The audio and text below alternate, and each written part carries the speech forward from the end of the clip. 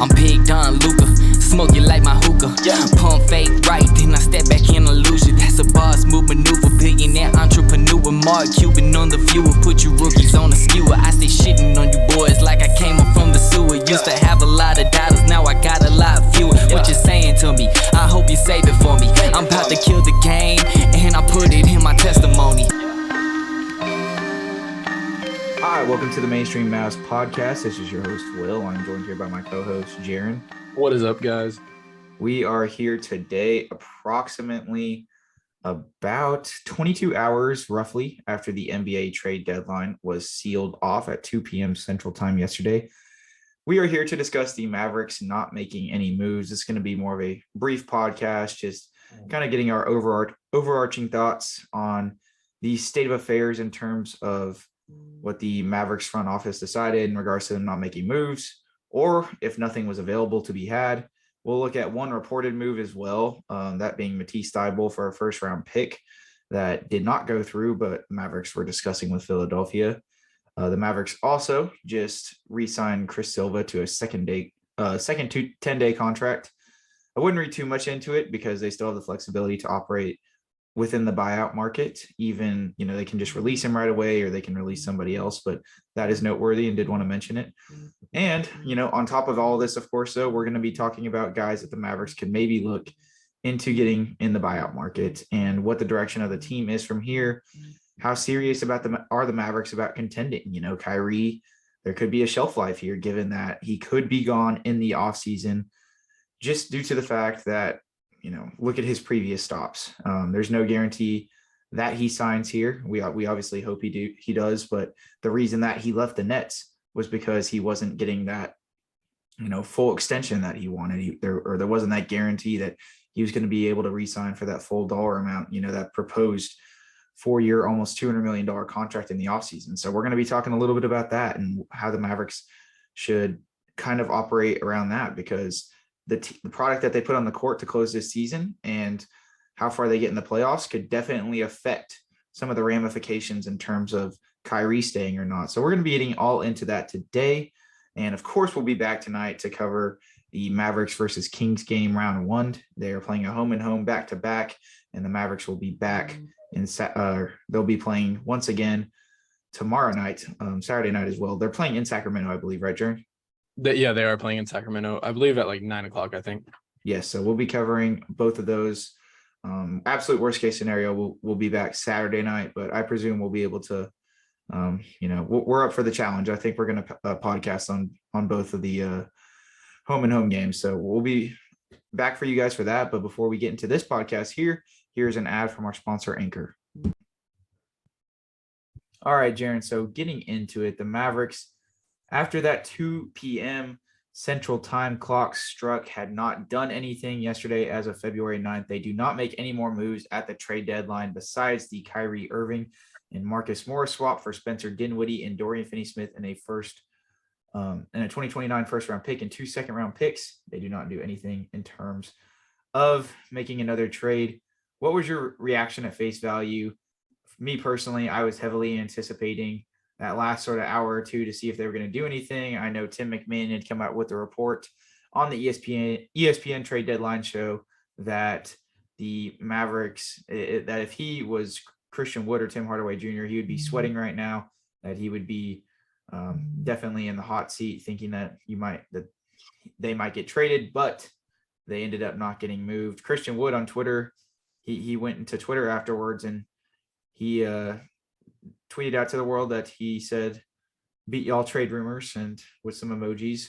So what was your whole reaction to the situation in regards to the Mavericks not doing anything? Do you think they should have done something, or do you think it's kind of dependent on if a move was in place for them or not that would have been beneficial?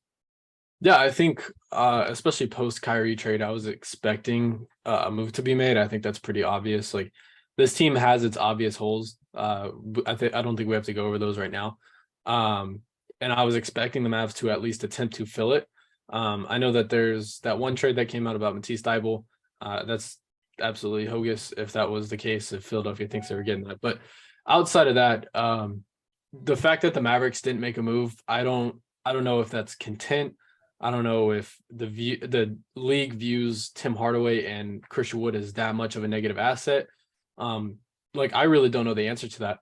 I think if the Mavericks could have sustained a few more second round draft picks just throughout the years trading seconds, if they could have sustained a few more, because just the volume at which seconds were going off the board left and right yesterday were honestly, it was pretty crazy to see, because you were seeing guys getting traded for 5 second round picks, 3 second round picks back to back.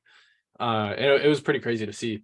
But I think if the Mavs could have sustained more than one second round pick, we may have seen a different person in a Mavericks jersey. But with that being said, we don't know.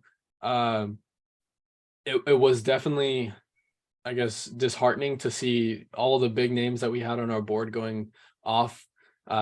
It seemed like every hour there was a good dent in, our board of list of names that we were going after.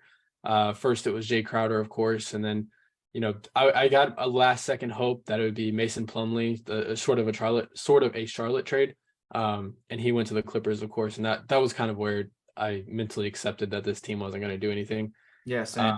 Yeah, that was the one that I was like, okay, all right, because I think that was 12 minutes before the deadline ended. But yeah, I don't really like. Yes, this was tough to watch because this team, they needed to make moves, they didn't, and now I think there's a real shot that Kyrie could be somewhere else in the offseason, assuming we don't make a late playoff run. But at the end of the day, this team is still better. If you just take away the Kyrie trade, this team is still better. They have their holes, they have their sort of defects, but still, this team is better. I guess you just have to look to the buyout market. I know we'll go over that later, but there's really not a whole lot of names that you can to fill up the big holes in this roster, other than Nerlens Noel, who fills up that rim protecting role, however you view him. But outside of that, I was a little disheartened, and I mean, I don't think there's really any other words than that. I was definitely a little more mad at face value, and as it sunk in a few hours after trade deadline, I was like, okay, like, how do we move on from here, and how do we get better? And I still think this team got better. I really do think that, but this team could have been a lot better, and I don't think they decided to take that leap, and that's the only thing that frustrates me. Yeah, no, I completely concur with you, and I think that what you alluded to really is going to be contingent upon most fans' perspective of this. And that's if the Mavericks didn't do anything out of contentment for thinking that their roster is good enough and that they're going to be able to basically, they're going to be able to tread water and, go farther than everyone thinks they can with this roster. They're not going to succumb to the defensive gaps that it has, regarding the lack of perimeter defense and the lack of a rim protector. This Kyrie Irving by himself just transcends all of that. I don't know necessarily if I'm of the opinion on that, but I guess I get the argument to be made there if that's what the Mavericks front office was going for, even if I don't agree with it. Now, I think that's obviously going to be where most fans would get the most mad at. But if the Mavericks just simply didn't have the wherewithal to make a trade because Tim Hardaway Jr. and Christian Wood's value is just so low, then I mean, I don't know. I guess we just can't complain about that. It's a buyer's market, and if there was no market for them, like, what are we going to do, right? Like, trade a first just to get off them to get some sort of like equal value play. I mean, I get the argument with maybe Tim, but with Christian Wood, I mean, you at least want, like, I guess, something capable in return. I don't know. It really depends as we continue to go along with the rest of the season and maybe more things dissipate from like Tim Cato or McMahon regarding what the Mavericks thought process was at the deadline and the deals that were there and couldn't be made or could be made. I think that's going to constitute how frustrated a lot of fans are, because obviously there's that sort of postpartum deadline despair that one goes through when the expectation was for something to happen after everything was being so heavily reported post Kyrie, and that the Mavericks, we're going to go all in. And I think the sentiment between all of us fans and us on this podcast was that they should go all in. Like, that was definitely the prerogative that I think a lot of people carried. So for them not to do that, there was obviously a sort of stark disappointment at the, right after everything kind of went down. But the more and more you look at it, it's like, okay, like, what exactly could they have done? And we'll just not know the answer to that till more details come out. And as more details dissipate and make their rounds and we find more things out, then I think we can make more of an informed opinion regarding what they should or shouldn't have done at the deadline. But, obviously if they had actual, just a plethora of assets to go make moves and they were just kind of, caught with their pants down, not doing anything. And it was noticeable. And there's like no sort of denying it. Like, oh, I don't know what Tim Hardaway Jr. or Christian Wood's market value is. Like if they were just, if they were primed and ready to be able to move and the Mavericks just couldn't simply do it, that'd be a different topic of discussion. But we're dealing with players whose value has definitely been questionable to say the least. So I guess that our answer kind of lies in terms of how mad I am about everything, in terms of what details dissipate as we move forward over the next couple months. But, I think that's that. And I hope that they can sort of pseudo mend the situation. They're definitely not going to be able to mend the situation to their full effect as they would have if they would have been able to make some of the trades that we had theorized. But I think they can sort of mitigate some of the gaps that they have if they do take the proper precautions regarding the buyout market and the development of a couple of guys. But it's really going to be contingent upon that, and they are going to have to bear some fortunate luck in regards to that sort of stuff to actually see if things are able to come into fruition in a way that they would have similarly been had they made a trade. They're going to definitely have to bear some luck there. So next up, let's go ahead and get into Chris Silva and him re-signing on a 10-day contract. This just happened about an hour ago. I'm not really taking too much credence into it, and we barely seen him play in a Mavericks uniform, but we didn't really get to cover him much amidst the trades and everything happening last week. So I just kind of wanted to get your thoughts on him as a player. The Mavericks signed him to a second 10-day contract here. If they sign him to another one, then they sign him for the rest of the year. Now, I do want to preach flexibility with this. The Mavericks do have 15 roster spots under lock at the moment. But if they were to release Silva, or they were to waive somebody else, or they just waited till Silva's 10-day expires, they could easily get another guy on the buyout market.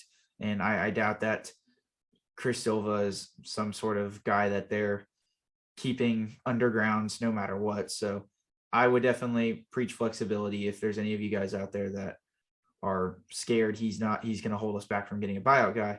But nonetheless, what do you think of his game? And do you think that there's anything he could provide to this team that they don't already have? Because, he's got an interesting archetype as a player. Yeah, I think regarding his play, we really haven't seen him play a whole lot. He played a little bit in the Utah game, and I'm going to be honest, I wasn't really paying too much attention. But I think sort of the archetype of what he can theoretically bring is that sort of wing defender in a sense. He's like the 4, he can guard 3 through 5, I guess you can put it. And that's sort of an archetype player that we just really don't have. We need so really I think, badly. Yeah, and we need, really badly. He's That's a guy who can also, I think, he's a really good rebounder. He's a guy in the G League that has played some small ball 5. He can play a little bit beyond his means, but he can also defend, the 3s and 4s. So that the appeal with him is really interesting. It just kind of depends. Now, I would push back on the fact that he's a rim protector. He just simply doesn't have the size to be, a weak side rim protector, though he can block shots in spurts, but he's not the solvent for that issue. But in terms of, being maybe a bigger wing or a small ball 5 in some lineups, I think he's an interesting archetype as a player. Obviously, the questions emanate from his offensive game. We saw him make a little post hook over 7'4" Walker Kessler in that Jazz game, but we have yet to really see too much of his offensive game. And I know that that's kind of been the gripe with many in regards to his NBA career not panning out the way some have hoped. He got a little bit of that stint in Miami, but that's really about it. Just him being able to shoot and have, some sort of role game is going to be contingent on him staying here. But I think defensively it would be really interesting to see if he could actually provide any sort of impact for the Mavericks if they go the route of playing him a little bit more, which I'd be intrigued to see if they do. Yeah, I agree. Again, preaching flexibility here. He's a guy that we just simply don't have the luxury of really having a lot of, like, guys that can guard 3 through 5, like I said. But I think this is more so just to fill a roster spot right now, and see what you can do in the buyout market, because he would probably be the first guy to be out. And there's a list of other guys that you can name off, but this is more of a flexibility in terms of roster means, I think, than anything else. But if he does get to play, cool. I think he's a guy that you never know. He could be used in a playoff series to guard, heck, Kevin Durant now. Like, I'm not saying he can guard Kevin Durant, but we have nobody on the roster. I know when you're saying that, I think a lot of people may have some pushback, but I think you're more Yeah. alluding to if things were to pan out, Work for him in out. Dallas. Yeah, Yes, yeah. you're not Like, saying that. No. I'm not that saying he he's can going to front be as that. Kevin No. Durant right now. Yeah. No, I'm just saying, if the Mavericks backup plan comes to waste, there's always that guy. And he's really the only guy on this roster, and that's saying a lot. He's really the only guy on this roster that can guard those sort of long wings. Except for, A.J Lawson, I think he's 6'6", maybe 6'7", and he has a good wingspan. I think he can guard 3s and 4s and spurts, but he definitely doesn't have the ability to guard 3 through 5 like Chris Silva does. The only other guy that we really had that could do that beforehand that's now gone is Dorian. Yeah. So it'd be interesting to see if they could institutionalize him into the rotation whatsoever, but we'll just have to see as we go forward. Obviously, we're not putting a lot of stock into that happening, but we're going to get into A.J Lawson here in a second too, because I think he's a little bit more promising. But both of those guys, to an effect, are guys that if their skill set did end up panning out, and if they got the necessary minutes, if they were to, catch wind and be able to go a little farther on the developmental track than we initially project, even though Chris Silva is like 26, if he kind of just catches fire. Both of those guys are guys that I'm looking to that could bear a lot of, sort of newfound potential for this Mavericks team if they pan out. Though it is a very slim margin that both of those guys pan out, if they were to, that could do a lot for this team, I think, is where I'm at, even though it's a very, very slim margin. I agree with you. Yeah. But nonetheless, let's go ahead and get into a little bit of Kyrie extension talk, because there's been some discourse among Mavs Twitter and things of that nature of, what the whole direction is in terms of Kyrie re-signing or not re-signing after the trade deadline, the Mavericks not going all in. We're not going to necessarily absolutely hammer this home and go into intricate detail regarding it. It's not the offseason, and I think there is credence to the fact that it's going to be a big sort of wait and see type of deal. But obviously it does pertain to the Mavericks not doing anything at the trade deadline, and that obviously could have ramifications in terms of how far they go in the playoffs and things of that nature. So that's why I wanted to sort of delve into this topic a little bit. Jaren, if you had to guess how far the Mavericks are going to go with this current roster, if they don't do anything, what would your prediction be? So, yeah, assuming this roster doesn't make any changes, and this is, the roster that we're looking at right now is the roster that we're going to see headed into the playoffs. I still think this is, at the very worst, a second round team.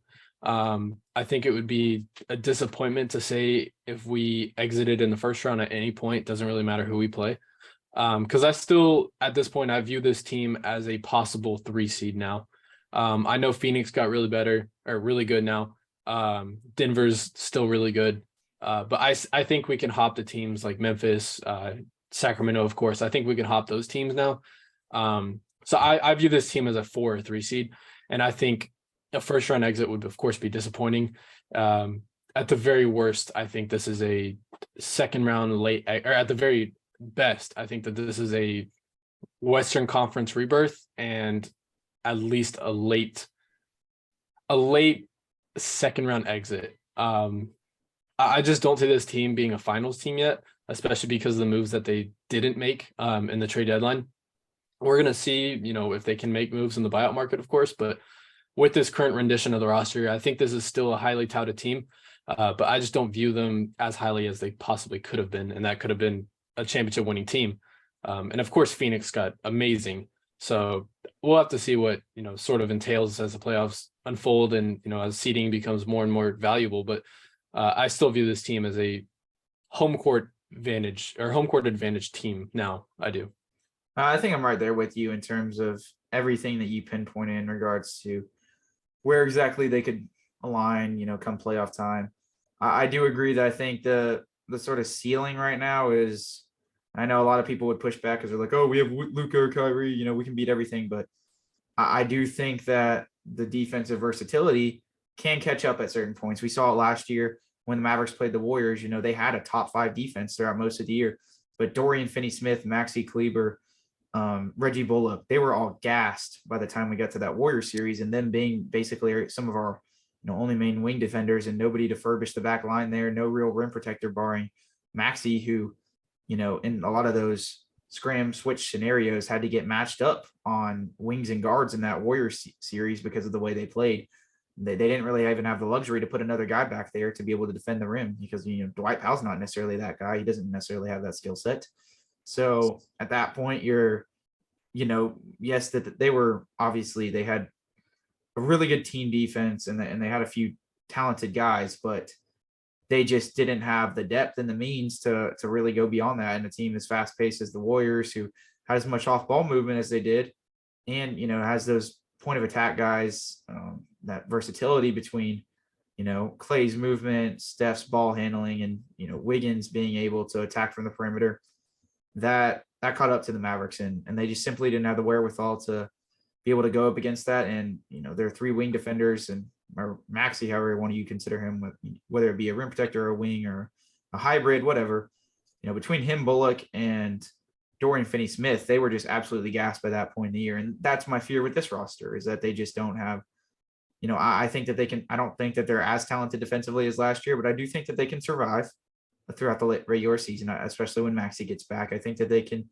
even survive a first, maybe even second round playoff series, depending on who they're playing. But once you get to that second and third round, I think that that's when we could see some of the defensive holes really start to be exposed at a premium for this Mavericks team, as we saw last year with this Warrior in that Warrior series. And that's my main fear. It's not necessarily how they can remediate the situation in the near future, but when things get dire. And that's kind of why I wanted to turn this conversation into the whole Kyrie extension talk, because if the Mavericks say they only go to the first or second round or something of that nature, I mean, depending on how far they go or what Kyrie views the ceiling of this team is probably going to constitute a lot in terms of, maybe him having the leniency to want to stay still and, work through those things, or saying, screw this, I'm going to leave.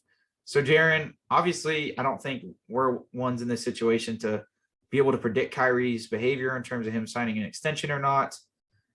There's obviously been the max figure thrown out there that's probably what's going to be needed to keep him that for almost $200 million deal, to where he'd be 33 or 34 at the end of that extension or that deal.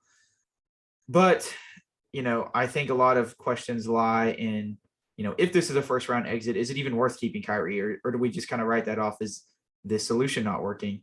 We need to move on with something else, let Kyrie walk, or try to facilitate a sign and trade.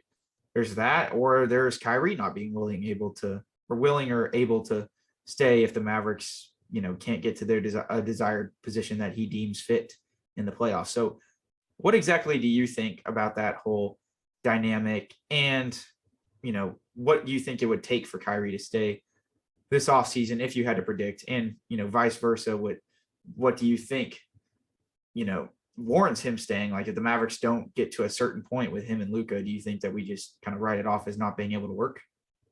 It's a good question. I think Kyrie, there's questions to be brought up. Let's say the Mavericks do go out early in the first round.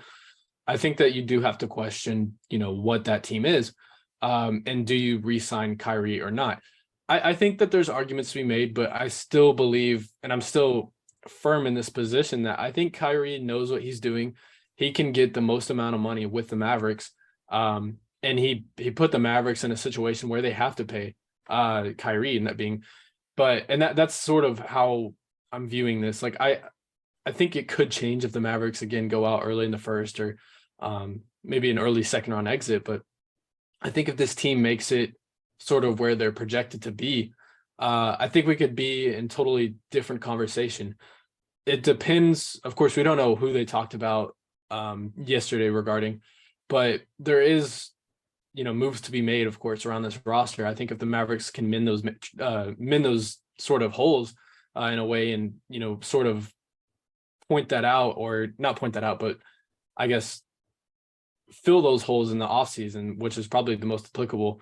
That being, we have to re-sign Kyrie if that's the case. But I think that's sort of the route that this team is going. But I think it all sort of depends on where this team finishes at the end of the year. If they can finish, again, I mean, in that sort of Western Conference or late second round exit, or even, making it to the finals, I view Kyrie as pretty much a safe deal. But then again, I mean, we viewed Jalen Brunson as a safe deal, and that clearly wasn't. So you never know. But I think Kyrie put the Mavericks in a situation where they have to re-sign him, and that's my biggest deal. I think people are forgetting about that. I know the national media is forgetting about that, but I think Kyrie did an amazing job with his camp, putting the Mavericks in a situation where they have to re-sign him. They have to give him that 4-year deal to even stay in contention with the LAs and the Phoenixes of the world. And that's sort of, I think, the biggest margin for the Kyrie extension talk, or however you want to label it. No, 100%. And let's take into account some factors here. Like, the Mavericks are going to be over the cap regardless. So it's not as if that they're going to be able to improve marginally via free agent signings. The improvement that this team's going to have is going to be through, their draft picks, or the draft picks that they move via trades, basically. And, you're already so much over oh my gosh, they're already so much over the cap that whatever you do with Kyrie, especially as I'm forgetting the actual word. Oh, the salary cap, especially as the salary cap rises, the effects of a potential deal like that are going to be mitigated as, max deals become even higher and higher. And we'll see that. I mean, who knows if there's going to be a new CBA institutionalized. Like, there's a lot of different things we can dive into regarding that. But I mean, I think the effects of the contract are going to be mitigated over time to an extent. I'm not saying that $50 million some odd dollars is still going to be looked at as a net positive when Kyrie's 34. I mean, we don't really know how he's going to be at that stage.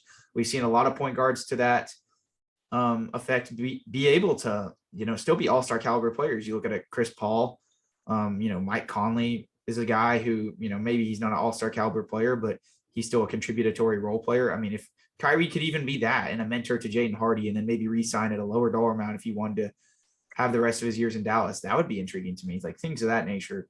But so I'm not necessarily on the train that, we're paying him this much money at that age. I think I was initially, but the more and more I looked into it, I'm like, that's really not as bad as, say, if that contract was taking him to be 35 or 36. Just that year or two difference to when he's like actually in his mid 30s.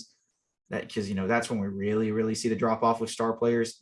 I would raise a little more of an eyebrow to that. But, obviously the average NBA player shelf life is maybe a year or two beyond they turn 30. But, we see these star players being able to play into their mid 30s consistently in this day and age with the technology and the medicine. So I don't know. I like you said, Jaren, I think they're kind of strangled to a position where they have to re-sign him at this point, because you can't afford to lose him for nothing unless they're able to facilitate some sort of sign and trade.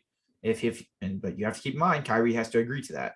If he doesn't want to help the Mavericks out, or the other team doesn't want to, they don't have to. He could just go sign with them outright if they do clear the cap space. I think the one positive thing that we're looking at here is that a lot of teams this summer do not have cap space, barring San Antonio, Utah, and Detroit, a few that come to mind. A lot of teams could make cap space. We've seen the ability in the modern NBA for teams to be able to clear cap space at a moment's notice if they so please. And we could see some draft night trades that facilitate that process. But I think as we're looking at it right now, those teams that I said have cap space, Kyrie wouldn't really want to go to. So unless some other teams clear cap space, it would probably at least be a situation where the other team would be forced to do a double sign and trade for the whole situation to work, because they simply wouldn't have the cap space to sign Kyrie. But there's a lot to dive into regarding that. I think the best case scenario is, like, if you're looking at it at face value, is the Mavericks are in a position where, you would prefer to not lose him for nothing if another team's able to clear cap. And who knows if you're even going to get equal return in a trade like that, because of, as the Mavericks, I don't even know if the Nets got equal return in terms of Kyrie, the basketball player. They may have got equal return for his value because of the off-court stuff, but Kyrie, the basketball player, they probably didn't get equal return on that deal, only getting one first-round pick. So those are all things to be taken into consideration. I'd rather avoid that situation and sign him outright, especially if the pairing with Luka works. If they exit in the first round and there's like somehow just issues with them sharing the ball or something like that, that's a whole nother topic of discussion. But I think as it currently stands, the best case scenario is just to re-sign him at whatever dollar amount, hope that the effects of that contract are mitigated as the salary cap rises, and run with it. He's still going to be at the tail end of his prime for most of that contract. I think he's still very solid, throughout most of that contract. I mean, maybe barring the last year or two. So that's kind of the position we're in, and that's kind of where our hand is being forced here. I don't know if there's any other way to look at it. What do you think, Jaren? I mean, I really don't see. Yeah, I mean, like that's of course like the most surface value you can get in terms of talking Kyrie contract, but I think we pretty much laid it all out. I mean, it'll be interesting moving forward what happens, I guess. We've seen these sort of situations fold, and we've seen them, play into the team's effect. Yes. Or play into the team's favor. So regardless of how you view the Christian Wood situation with him, I mean, I don't think that there's any sort of person on Mavs Twitter or anybody in the Mavs fandom that can justify losing Kyrie for nothing, though, is what I'm insinuating. You either have to do a sign and trade or you have to re-sign him, preferably re-sign him if it works out. And if the Mavericks get to the second or third round and they're not able to go further than that, we can point to some things that aren't Kyrie and Luka specific as to why they may have not got that far. But if they only go to the first or second round, that's when we have those discussions of, oh, is this actually going to be able to work? That's I think is a sort of brief summation of it all. But nonetheless, let's go ahead and dive into these buyout markets. Just kind of hammer these guys quick. You don't necessarily have to go into finite detail about everybody, but let's at least, mention some names and what the Mavericks might be able to do from here on out if they please to go this route. I think a big topic of discussion in regards to how the Mavericks can improve is, we talked about Chris Silva, but A.J. Lawson as well. This is a guy that's a bigger wing defender, a 6'6", 6'7" frame, has added some muscle since he was here in summer league noticeably. And, if he can hit his threes and be a guy that can attack off a closeout, run in transition, I mean, this could be a very capable 3-and-D role player. I know he's on a two-way contract, and I'm not putting just a ton of stock into him being able to marginally or even vastly improve this Mavericks team. But if the development track sort of comes up to speed on this guy, and we see some positive effects start to come into fruition as he's been playing a little bit more recently, if those things start to continue to precipitate, I mean, this is a guy that could really elevate the Mavericks in terms of their depth and their Aurora role players. So I just want to get your quick opinions on that before we hammer through these buyout guys, because I think he could definitely remediate the need for a wing or even a bigger wing if he is able to development and really come up to speed this season. Yeah, I mean, I agree to an extent. I think, yeah, like you said, like you don't need to be putting a whole lot of stock in this guy because at the end of the day, he is a two-way contract.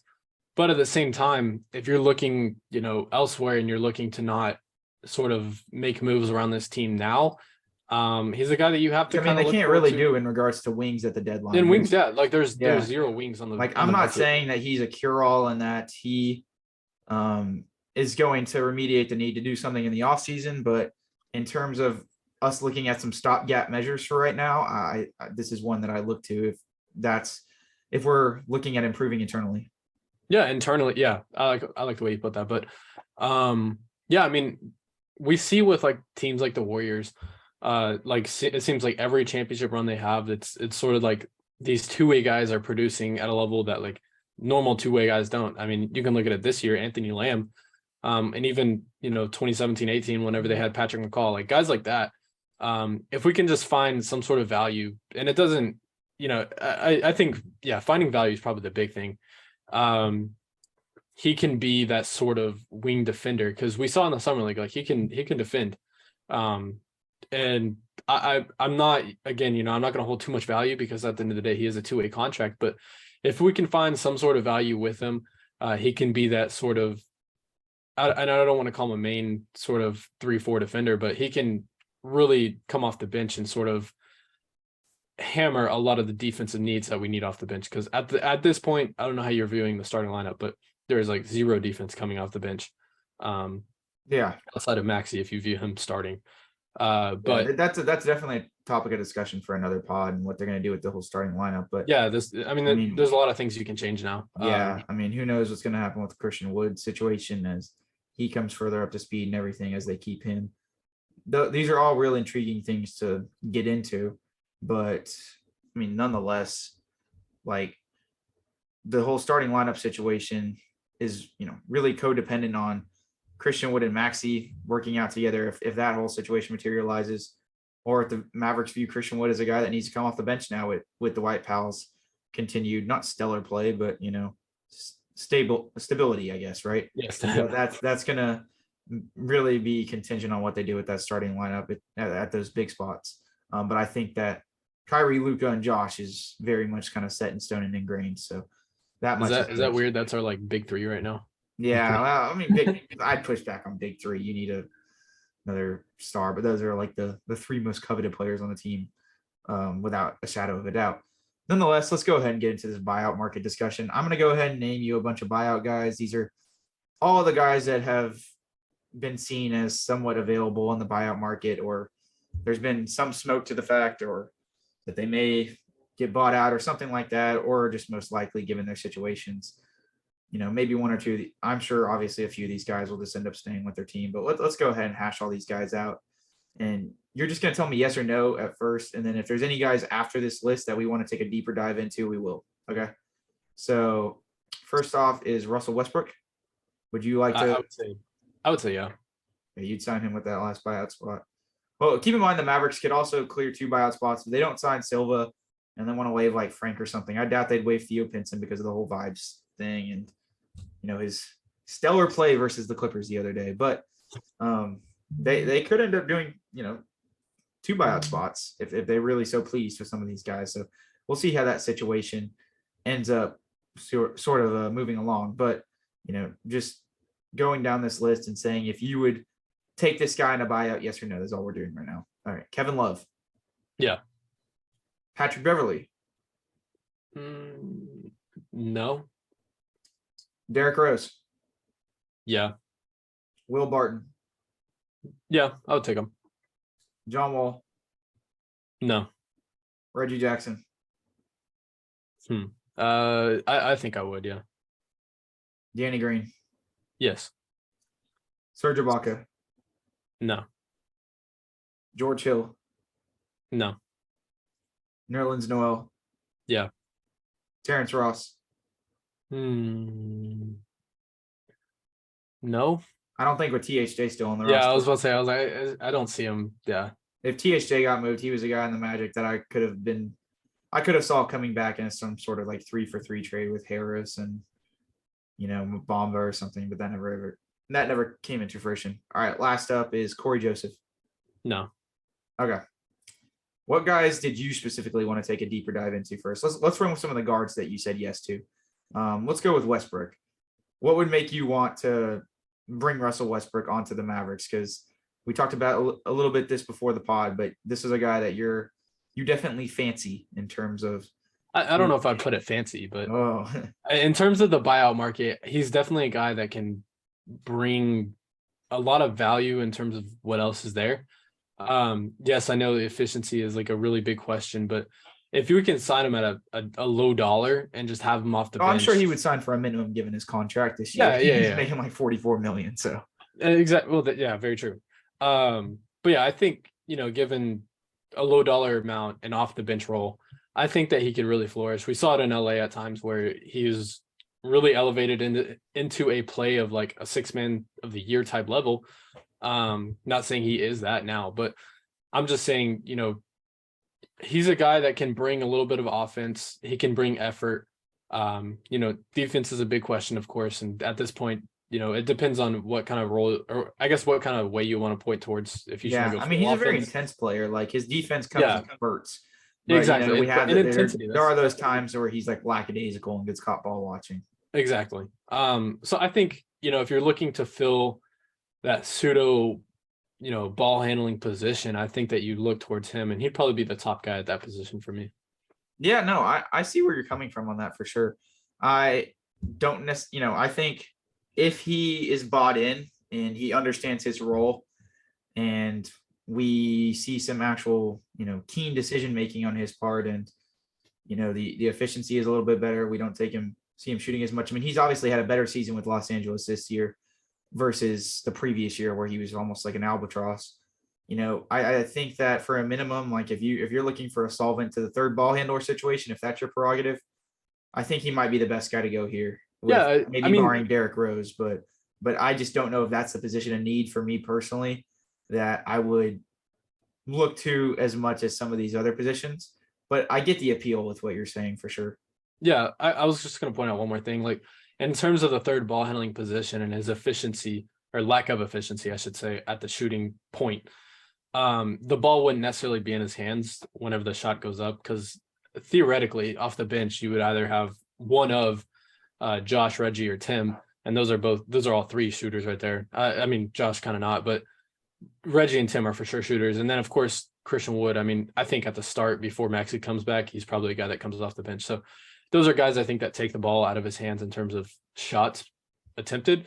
And I think that would be key. So no, I 100% agree. And I think one of the big draws to him as well is the fact that he is a playmaker. A lot of these third ball handler types. I mean, even looking at the Mavericks' current third ball handler situation, that is sort of a conglomerate of Josh, McKinley Wright, and Jaden Hardy all filling in the gaps. Like Westbrook provides two things that for a fact. I mean, he provides the ability to attack and play make. Those have always been constants in his game, even if some of the like the shooting and some of the other stuff has fallen off. So, you just hope that he's more locked in on defense than not. And I wouldn't put him at the top of my list, but if we're going the third ball handler route and some of the other guys fall off the board, then sure. If you just really want to sign a guy, I guess then I would probably take him number one as it currently stands, just because he's having a little bit better of a season than not. What was your drawback on Patrick Beverley? Because this is a guy that I think if some other guys fell off the board, I'd probably say yes to. You said no to him. What was your reasoning for that? Yeah, okay. Let me just clarify. If there was, everybody off the board, he was the one available, and you're looking at a guard defender, I think that you have to take him in that position. But just with like the acquisition of Frank, or not acquisition, but just with him on the roster, I think it kind of makes Patrick Beverley a little redundant.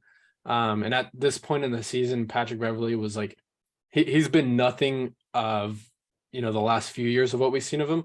Like in LA, super inefficient. His 3-point shooting like went off the rails. And I know he's not a strong 3-point shooter to start with, but it was like he's had some good seasons, but like where he shot above. Yeah, it was like mid to high 20s, I want to say, on LA. Yeah, and I mean the defense, he's been pesky, but it hasn't been what it once was. Yeah, exactly. So I think if he can rekindle some of that, I'd be more than willing to bring him in. But just right now with his current sort of rendition of who he is, like I just don't really, I'm not really interested in a player like that. No, I mean I definitely can reciprocate what you said about them needing a guy who at least has the ability to guard up. Like, I mean, Danny Green, preferably you want to stick on, guys that are probably like 1 through 3, but with the Mavericks point of attack defenders currently, they can use as many guys that if they have to in a situation, guard a 3 or a 4.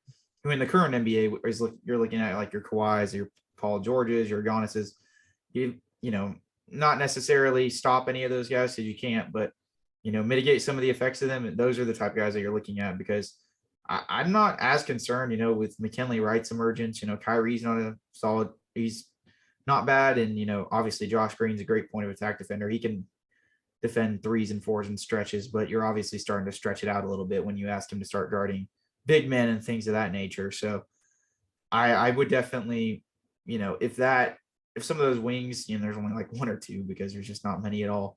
But if like Danny Green, maybe Barton fell off the board, then Beverly's a guy I would definitely look to, but he's definitely not my first option. I would tend to agree with you there. Reggie Jackson, I don't know if we want to dive too deep into. You said that you'd take him. I don't know. He's had a kind of wildly inefficient season for the Clippers this year. I think I would probably go with no on him, just because he's not providing you much. I mean, he's an okay defense. I don't know. He's a pretty average defender. Yeah. And with some of the offensive efficiency falling off, I mean, at least with Beverly, you have a track record of good defense there. Jackson in his definitely made his mark in terms of attacking and his shot creation. So I don't know if I'm necessarily all too giddy about adding him to the roster, but what's your reasoning for saying yes to him?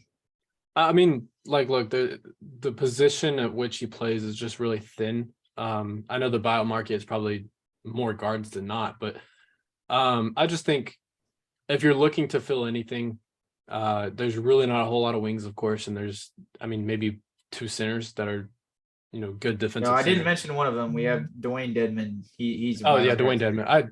I mean, he's too old. So, but yeah, I think if you're just looking to fill more offense, I think you look at Reggie Jackson. But at this point, I'm not high. I'd probably put him in a C tier or B tier in terms of buyout guys.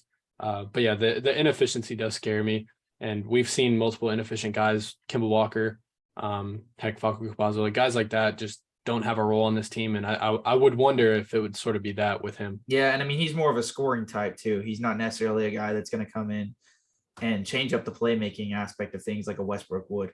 That's why if we are going the third ball handler route, I definitely would agree with you that Westbrook's probably my top guy there. Because I mean, even Derrick Rose isn't like the playmaker that Westbrook is right now. I'll save Nerlens for last, but let's go ahead and go over Will Barton and Derrick Rose for me, because you said yes to both of those guys. What do they both bring, and why would you be keen on bringing them in? Yeah, Derrick Rose, I mean, he definitely, I think, would fill in that sort of third ball handler position, as we alluded to a minute ago. He's had a very, very up and down year, but if you can rekindle, and I know his age is a factor at this point, but if you can rekindle anything of what he did the past 2 years, even 3 years, I think that would be really key. I know defense is a big struggle for him, and that's sort of why in New York, at least at the beginning of the season, he didn't really have a role. I just, if anything, you look to fill at least something. And I think that's sort of a guy, he brings good veteran mentorship. And that's something I think this roster kind of needs, especially with Hardy on the roster. Mm-hmm. But he's a good facilitator in the sense that, he's not flashy or anything like that. And he can get what's his. But yeah, I think that's sort of what I would bring to the table if you're bringing Derrick Rose. In terms of Will Barton, he's had a very down year in terms of what we've seen in the past. I was very high on him. Ask me 2 years ago or a year ago, I would say, heck yes, do what you can do to get him. But he's definitely fallen off the table in terms of, age and defense, and everything that was sort of his trademark has sort of fallen off. That being defense, of course. I think if he can rekindle in a systematic defensive way what he's been able to do the past few years, I would be more than willing to bring him. Yeah. Of course, on a veteran. I think any of these guys you have to bring on a minimum. I mean, especially with Barton, like you look at the fact that if he's playing a little bit less minutes than he is with Washington, you just really need like 15, 20 minutes of defense and some, tertiary playmaking and shot creation, mainly shot creation, because I mean, he's obviously doesn't have the most insane playmaking track record.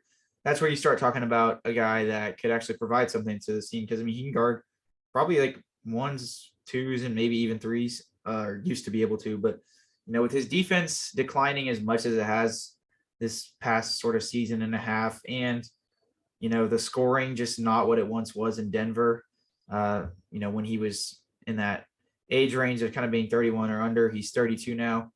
It does give me some hesitancy there. He's definitely not my first option. If you want to take a gamble on him, then go for it. Next two guys, let's look at Serge Ibaka and Nerlens Noel. You said both. I mean, you said no to Serge. You said yes to Nerlens. I think I would probably say no to Serge too, because there's been just a huge decline in his lateral quickness and, his age and everything. I still think he's definitely less of the, weak side rim protector that he once was in his career, and more of the, that five who can switch, kind of play small ball five to an extent, and switch onto some threes and fours. But even then, there's a lot more guys that can do that effectively than he does. But that is kind of the role that he would play. Nerlens is, he's sort of that tried and true, rim protector, right? And I think that there obviously have been some things that you have to have some drawbacks on with him, especially the fact that I think he's only played 14 games this year. He's out of the Pistons rotation. I mean, kind of by virtue of the fact that Jalen Duran and Isaiah Stewart are there. But, in my opinion, the reason I am most intrigued and view him as the number one guy that I would want to go after is the fact that, I mean, he's only 28, which isn't as old as I expected, admittedly. And only a season and a half ago, he started 41 games in the 2020-2021 season for the Knicks and averaged 2.2 blocks a game and played almost the whole season.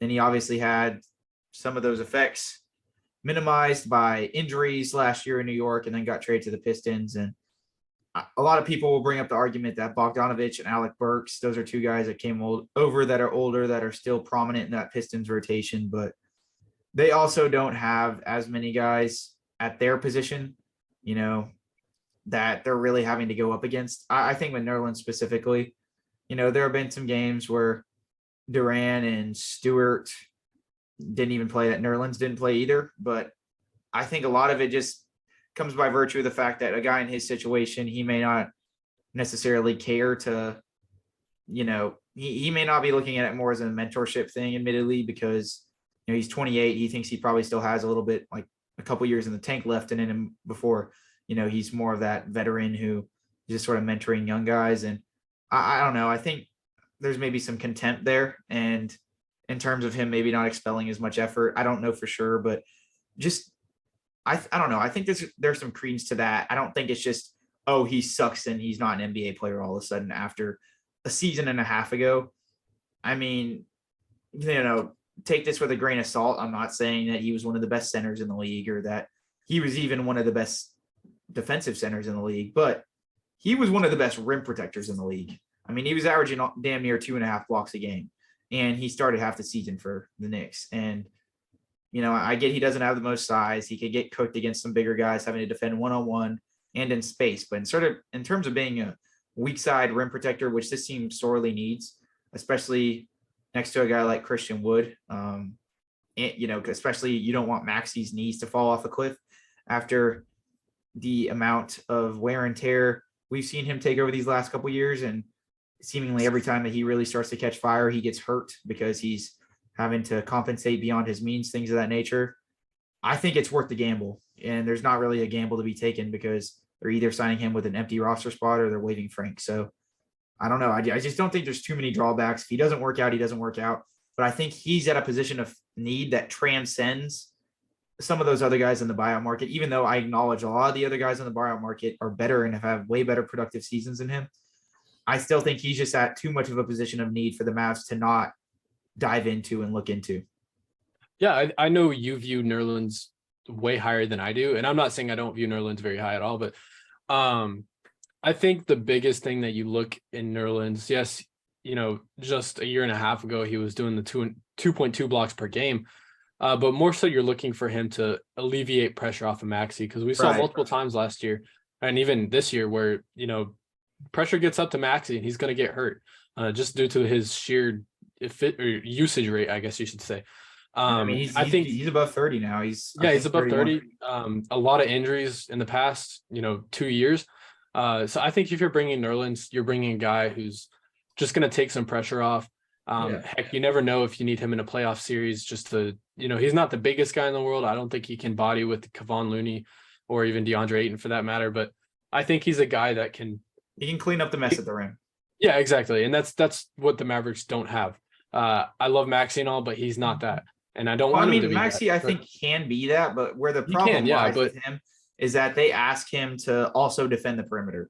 And I think with Nerlens here, I think with Nerlens here, having Maxey defend the perimeter a little more, you can still ask him to be a weak side rim protector, but it'll remediate the need for that and him to do that a little less. Like he'll be able to freelance a little more in the perimeter. And I think that just, him having to bang up against these guys, then go guard smalls. I mean, that's just a lot. Like if you can kind of not stick him to just doing one thing, but, have him predominantly do one thing and then sort of only in stretches, either rim protect or guard in the perimeter, whatever they kind of choose with that.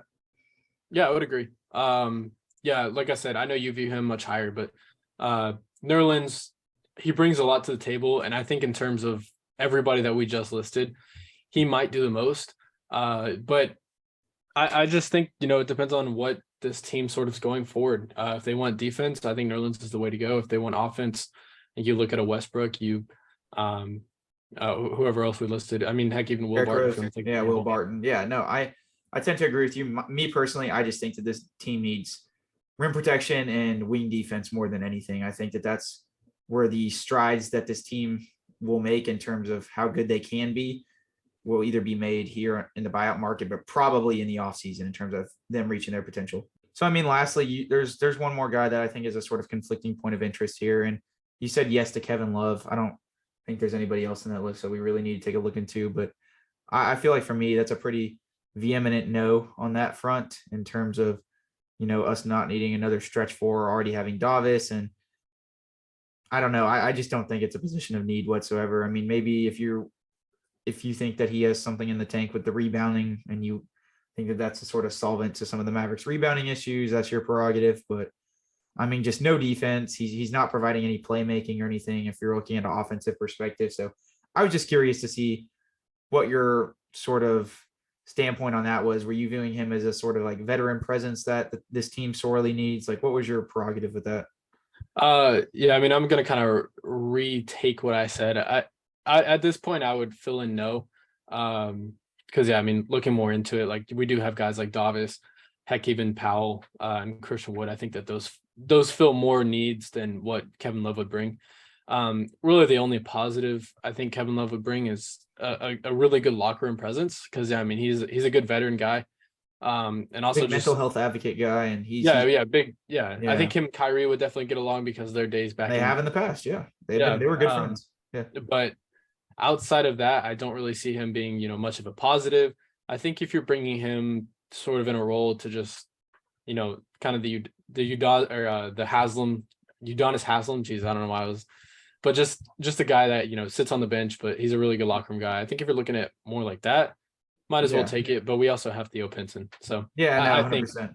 I think I that's think it would there'd maybe be a discussion warranted if Davis was on an expiring instead of a contract he's on now, and you would rather bring in shooting and a locker room presence versus just shooting, because both of those guys can't play defense, and the relationship with Kyrie there is sort of an appeasement move. But with Davis still having years owed on his contract, I just don't think that it's worthwhile when there's bigger needs at play here. I So, would agree. anyways, I mean, I don't really have anything else in terms of us covering, the trade deadline and buyout guys, things of that nature. Did you have any parting thoughts before we go ahead and end this one? Yeah, I mean, just one little thing. I think if you're looking at the trade deadline, there was a lot of teams that got better, and they include the West. I think Denver got a little bit better. Of course, the Clippers, Lakers, Phoenix, of course, got better. Warriors. Yeah, Warriors. Portland took a step Pelicans. back.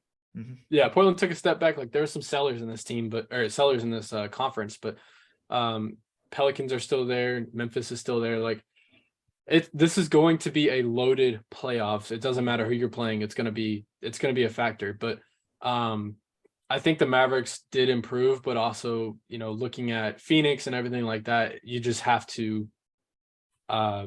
think big picture. I think that's a team we meet up in the playoffs, of course, but I wish the Mavericks would have made some moves to compete with Phoenix and even Denver. But outside of that, I think that pretty much covers everything. No, 100%. Yeah, I think that there's some things that I'm not going to say there's things they could have or couldn't have done, because we just have to see as those details dissipate, as I mentioned at the top of the pod. But we do have to acknowledge that a lot of these teams got better, like the Clippers, the Warriors, obviously probably the Suns, even though they gave up so much. I'm sure they'll get some buyout guys. So I don't know. It's a sticky situation from the perspective that they did get marginally, like a lot better with the Kyrie move, of course. Even though they do lose Spencer and Dorian. I mean,